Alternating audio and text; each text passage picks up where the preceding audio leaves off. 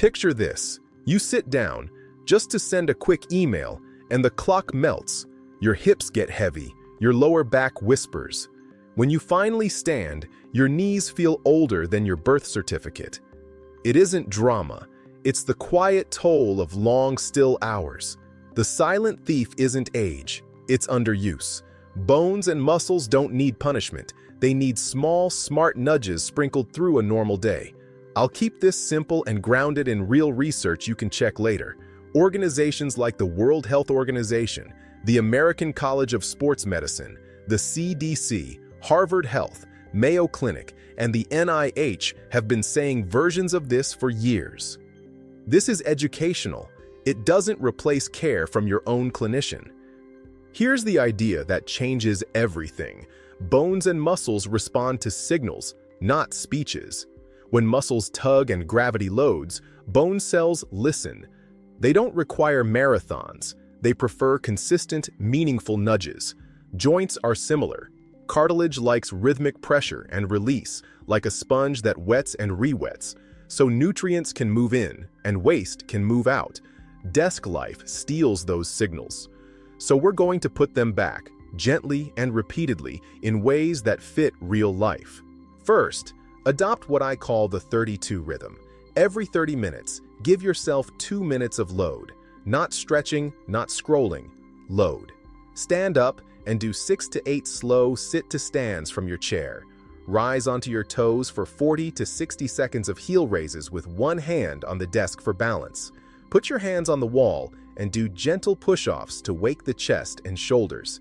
Take a small split stance and sink a few shallow lunges to tell your hips and ankles you still own that range. Why this matters? Bone cells dislike long, unbroken stillness.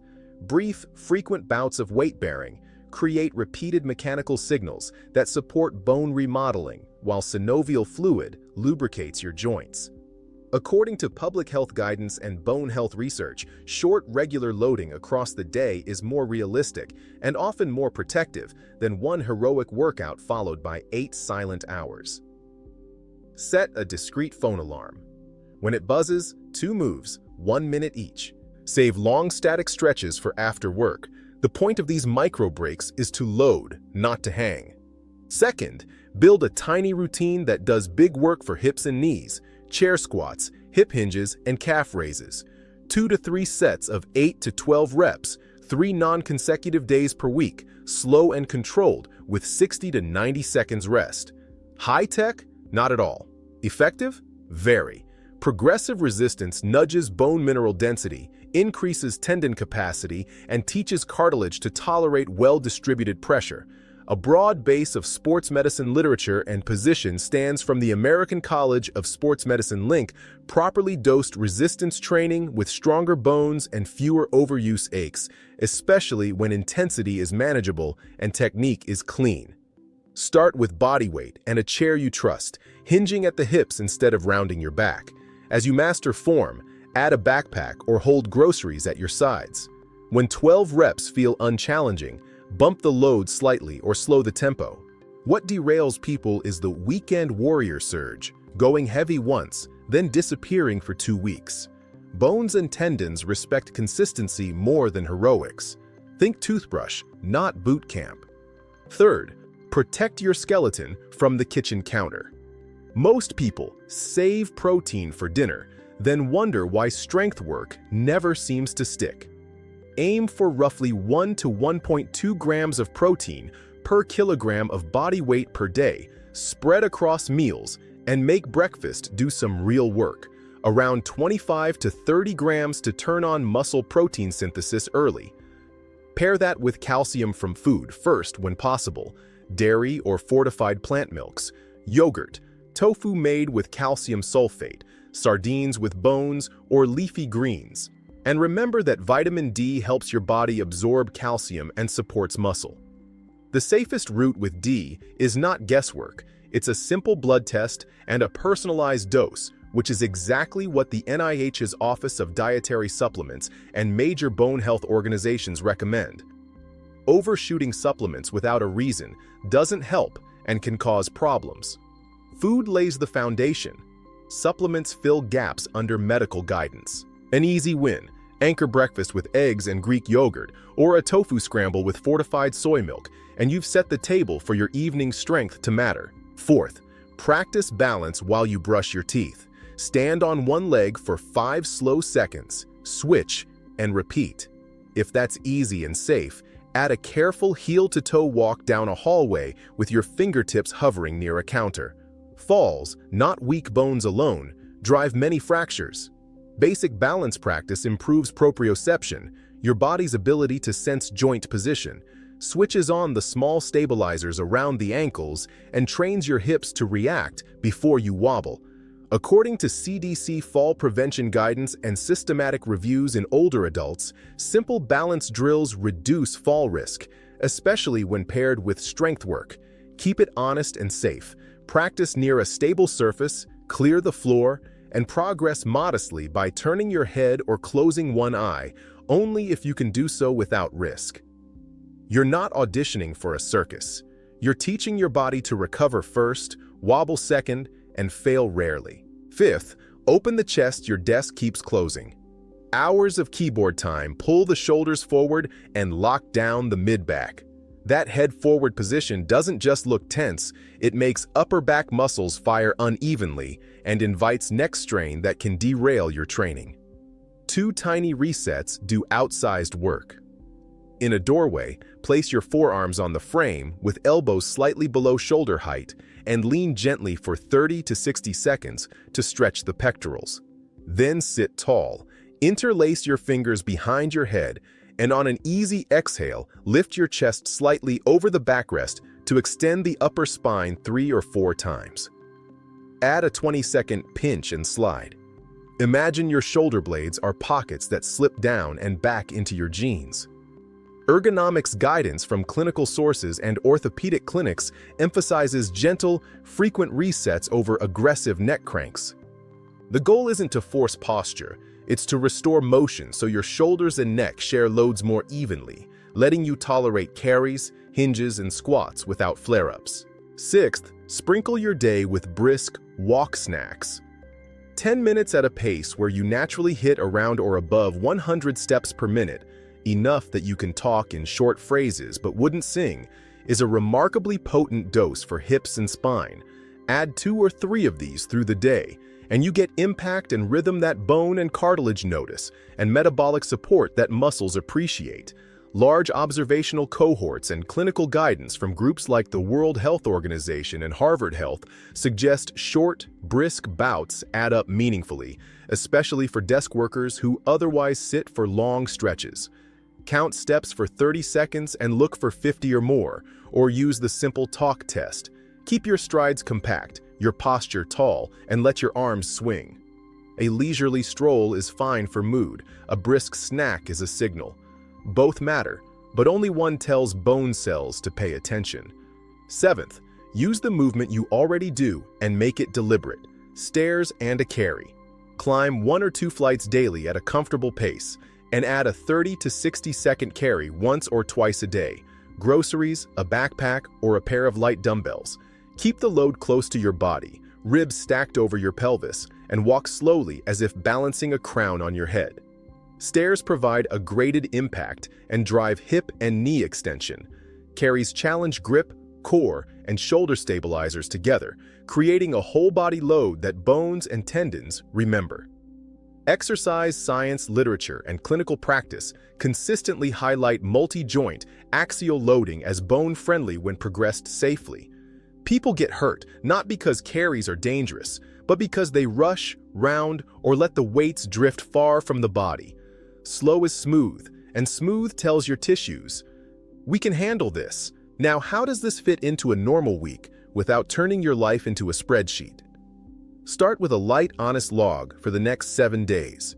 Note when you sit the most, what kind of stiffness you feel, how long it lasts, and what changes when you take a 2-minute load break or a brisk walk snack. Jot down good pain versus red flag pain. Good pain is the dull, symmetrical muscle effort that fades as you cool down. Red flag pain is sharp, joint line, or nerve-like. It lingers or worsens and should be your cue to modify and, if it persists, to check in with a professional.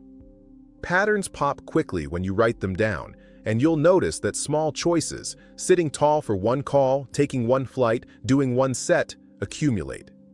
Start today with 2 anchors. Every 30 minutes, do a 2-minute load, and after lunch, take one 10-minute brisk walk. That is enough to change your week. Tomorrow, add 2 slow sets of your Strength Big 3.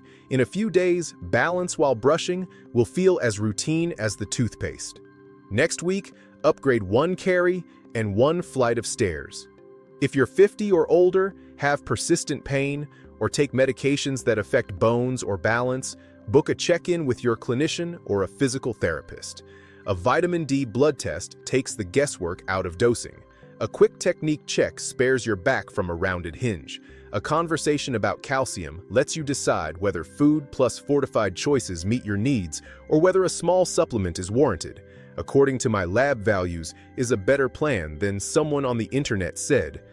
A few common traps are worth mentioning so you can sidestep them.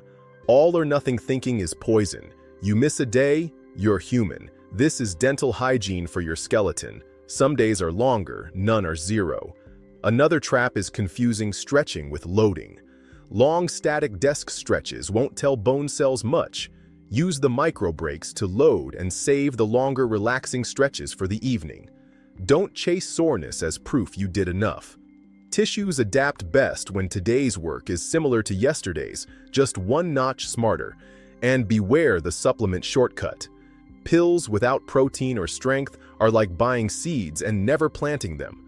Food first, then fill gaps, and let your labs be your compass. Why does this little but often approach work so well?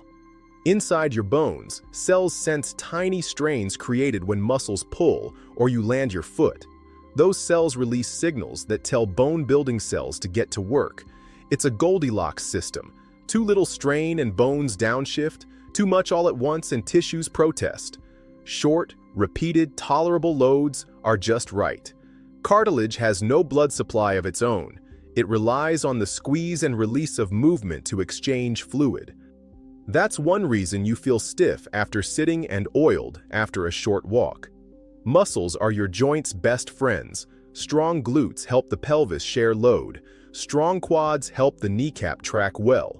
Strong calves assist the ankle in absorbing and returning energy. When you practice balance, you're training the nervous system to notice and correct small errors before they become big stumbles, something fall prevention programs from public health agencies underline again and again. And when you open your desk-tight chest and extend your mid-back, you stop asking the neck to be a crane, which makes every other habit safer.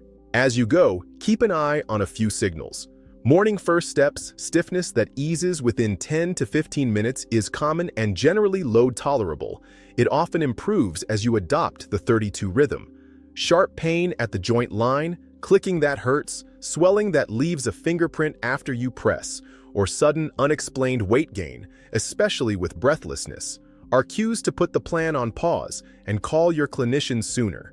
New nerve-like symptoms such as numbness, tingling, or electric pain deserve respect and a professional look. With vitamin D or calcium, resist the more is better instinct. According to major medical sources, the point is to correct a deficiency or maintain a healthy range, not to megadose. Recheck labs after a few months if you change your D intake. And if your work or home setup puts you at higher fall risk, dim halls, slippery floors, clutter, address the environment as well as your body. The best balance is the one you don't have to test. Let's zoom back out. You'll stack 2-minute loads between emails. You'll take stairs once on purpose. You'll brush your teeth on one leg with the counter at your fingertips. You'll carry groceries like it's a tiny workout instead of dangling bags from your fingers. You'll open your chest and breathe instead of cranking your neck. You'll eat a real breakfast with protein, so your evening strength actually sticks. You'll walk briskly for 10 quiet minutes after lunch, knowing that not sweaty doesn't mean not effective. According to organizations like the WHO, the CDC, Harvard Health, and clinical sports medicine groups, those small signals add up. You're not chasing perfection. You're building a pattern your bones and muscles can trust. If this helped, tell me in the comments which habit you'll try first. Share this with a friend who sits for long hours and keeps wondering why their back and knees feel older than they are. Subscribe if you want more short, science-backed routines you can do without special gear. Prevention isn't a project, it's a pattern, and it starts with the smallest decision you're willing to make today. This content is educational and not a substitute for individualized medical care. Don't stop medications or make major changes without speaking to your clinician.